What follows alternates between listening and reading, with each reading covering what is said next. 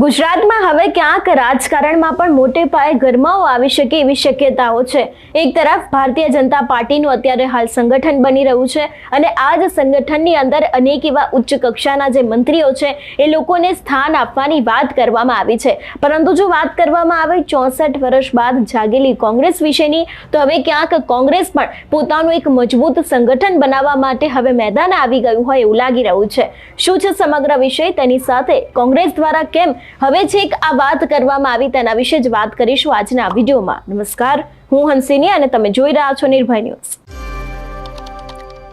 આપણે જોયું હતું કે ગુજરાતના અમદાવાદમાં 64 વર્ષ બાદ કોંગ્રેસનું રાષ્ટ્રીય કક્ષાનું અધિવેશન યોજાયું હતું અને આ જ અધિવેશનની અંદર અનેક એવા નિર્ણય લેવામાં આવ્યા હતા અને ખાસ કરીને એક અગત્યનો નિર્ણય એટલે કે હવે કોંગ્રેસનું પણ એક સંગઠન બનશે અને આની અંદર 5 લોકોના કમિટીની રચના કરવામાં આવશે, જેમાંથી એક કેન્દ્રીય કક્ષાનો માણસ હશે અને તેની સાથે જે બીજા 4 લોકો હશે તે ત્યાંના સ્થાનિક નેતાઓ હશે। વાત કરવામાં આવે દરેક જિલ્લાએ આવું સંગઠન બનાવવાની વાત કોંગ્રેસ દ્વારા કરવામાં આવી હતી અને ક્યાંક આ જ વાતને લઈને હવે સીધી જ અસર આની અમરેલીમાં થઈ છે। અમરેલીની જો વાત કરવામાં આવે તો અમરેલીની અંદર કોંગ્રેસ અત્યારે હાલ છેલ્લા ઘણા સમયથી ખૂબ જ એક્ટિવ મોડમાં જોવા મળી હતી, કારણ કે આપણે અમરેલીનો જે લેટરકાંડ આવ્યો હતો તે સમયે પણ જોયું હતું કે પરેશ ધાનાણી જે કોંગ્રેસના હતા તેમના દ્વારા ઉપવાસ આંદોલન કરવામાં આવ્યું હતું। પ્રતાપ દુધા દ્વારા પણ અનેક વખત અવાજ ઉઠાવવામાં આવ્યા હતા। જેની ઠુમ્મર હોય, વિરજી ઠુમ્મર હોય, એ દરેક લોકો ક્યાંક ને ક્યાંક હવે અમરેલીની જેટલી પણ બેઠકો છે એને જીતવા માટે આપણે જોયું હતું કે એ લોકો ક્યાંક ને ક્યાંક એક્ટિવ મોડમાં જોવા મળ્યા હતા। પરંતુ જો વાત કરવામાં આવે સંગઠન વિશેની, તો હવે અમરેલીનું સંગઠન કેવી રીતે બનશે, તેની સાથે અત્યારે હાલ કોંગ્રેસ દ્વારા કયા કામ કરવામાં આવી રહ્યા છે તેને જ લઈને પ્રતાપ દુધા શું કહી રહ્યા છે તે સાંભળીએ। રાહુલજીના નેતૃત્વમાં ગુજરાત આખામાં સંગઠન પર્વની ઉજવણીના ભાગરૂપે પાર્ટીના સનિષ્ઠ એઆઈસીસીના સેક્રેટરીઓ ડિસ્ટ્રિક્ટ વાઇઝ મોકલવાનું એક અંતર્ગત અભિયાન સ્ટાર્ટ થયું છે, જેના ભાગરૂપે તારીખ 25ના બપોરે 3:30 વાગે પ્રેસ કોન્ફરન્સ અહીંયા ડિસ્ટ્રિક્ટ કોંગ્રેસ કાર્યાલય ઉપર થશે અને વિધાનસભા વાઇઝ મિટિંગો કરવાની એક દોરની શરૂઆત થશે, જેની અંદર જગદીશ જંગડકરી રાજસ્થાનના ધારાસભ્ય, એઆઈસીસીના સેક્રેટરી ઇન્દ્રવિજયસિંહ ગોહિલ, ગાયત્રીબેન જાડેજા, લાખાભાઈ ભરવાડ અને અમારા ઋત્વિકભાઈ મકવાણા સાથે આખું પ્રદેશ ડેલિગેશન અમરેલી આવવાનું છે, વિધાનસભા સુધી જશે અને એના ભાગરૂપે આજે તાલુકા પ્રમુખો, શહેર પ્રમુખો અને મહત્ત્વના આગેવાનો સાથે મિટિંગ કરી અને સંગઠનને કેમ કોંગ્રેસનું વેગવંતું બને એની અંતર્ગત તૈયારીના ભાગરૂપે આ મિટિંગ મળી છે અને 25, 26, 27, 3 દિવસ વિધાનસભા સુધી આ આગેવાનો જશે અને સંગઠનને વેગવંતું બનાવવાના પ્રયત્નો કરશે।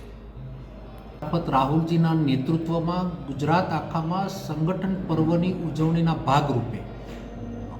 પાર્ટીના સનિષ્ઠ એઆઈસીસીના સેક્રેટરીઓ ડિસ્ટ્રિક્ટ વાઇઝ મોકલવાનું એક અંતર્ગત અભિયાન સ્ટાર્ટ થયું છે, જેના ભાગરૂપે તારીખ 25ના બપોરે 3:30 વાગે પ્રેસ કોન્ફરન્સ અહીંયા ડિસ્ટ્રિક્ટ કોંગ્રેસ કાર્યાલય ઉપર થશે અને વિધાનસભા વાઇઝ મિટિંગો કરવાની એક દોરની શરૂઆત થશે, જેની અંદર જગદીશ જંગડકરી રાજસ્થાનના ધારાસભ્ય, એઆઈસીસીના સેક્રેટરી ઇન્દ્રવિજયસિંહ ગોહિલ, ગાયત્રીબેન જાડેજા, લાખાભાઈ ભરવાડ અને અમારા ઋત્વિકભાઈ મકવાણા સાથે